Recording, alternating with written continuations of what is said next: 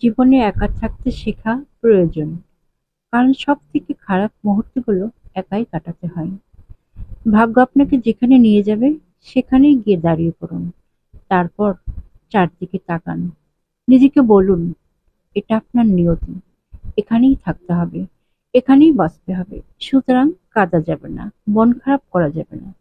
আর যদি ভালো থাকা সম্ভব না হয়, তাহলে অভিনয় করে হলেও যন্ত্রণার মধ্যে সৃষ্টিকর্তার জন্য বাঁচুন। তবুও বেঁচে থাকুন। তবুও বলি, পেটের ক্ষুধা নিয়ে ঘুমানো যায়, কিন্তু মন খারাপ নিয়ে ঘুমানো যায় না। কথাগুলো সংগৃহীত। Good morning. Hello everyone, welcome back to my channel. আমি সোহানা অনলাইন থেকে সবাইকে স্বাগত জানাচ্ছি।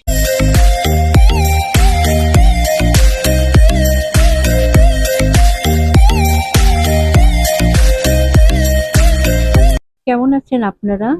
আশা করি যে যেখানে আছেন সবাই খুব ভালো আছেন। আলহামদুলিল্লাহ, আমিও ভালো আছি। খাওয়ার একঘেয়েমি কাটানোর জন্য মাঝে মাঝে একটু ব্যতিক্রম কিছু দরকার হয়। তাই আজ আমি সকালেও একটু ভাত আর ভর্তা দিয়ে ব্রেকফাস্ট সারলাম। ব্রেকফাস্ট সেরে সংসারের খুঁটিনাটি কাজ থাকে সেগুলো সারলাম। বাইরে বৃষ্টি এক নাগাড়ে। ভাবলাম, বৃষ্টির দিন তো সাধারণত আমরা মাংস খিচুড়ি খাই। তাই ভাবলাম আজ একটু ব্যতিক্রম কিছু করি। আজ সারাটা দিন ভর্তা দিয়েই যাক। প্রথমে আমি একটু গরুর মাংস ভর্তা করব। এর জন্য আগের দিনে রান্না করা মাংস কয়েক কয়েক টুকরা একটু মশলা ছাড়িয়ে নিলাম। আর একটু রসুন হালকা করে ভেজে নিয়েছি। আর ১ কাপ পেঁয়াজ কুচি, কাঁচামরিচ কুচি আর একটু আমার টবে লাগানো ধনেপাতা। এখানে আমি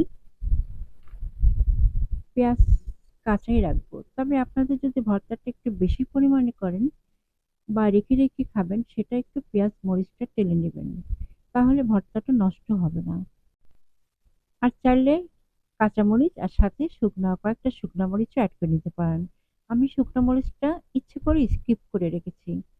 এখন পেঁয়াজ, রসুন, কাঁচামরিচ, ধনেপাতা, স্বাদমতো লবণ দিয়ে চটকে মেখে মাংসটা গুলোর সাথে মিশিয়ে ভর্তা করে নিলাম। আপনারা ইচ্ছে করলে এটা পাটায় কিংবা ব্লেন্ডারে দিয়ে মিহি করে নিতে পারেন। আর এদিকে আমি একটু আলু ভর্তা করার জন্য কয়েকটা আলু ধুয়ে প্রেসারে সিদ্ধ করে নিয়েছি। আর আলু ভর্তার জন্য পেঁয়াজ কুচি আর কাঁচামরিচ কুচি একটু টেলে নিয়ে সরিষার তেল দিয়ে ভর্তা করব। আবারও শুকনো মরিচ আমি স্কিপ করে যাচ্ছি। ভর্তা করতে করতে আপনাদের কিছু কমেন্টস দেখছিলাম আর অ্যান্সার দিচ্ছিলাম। সাদিক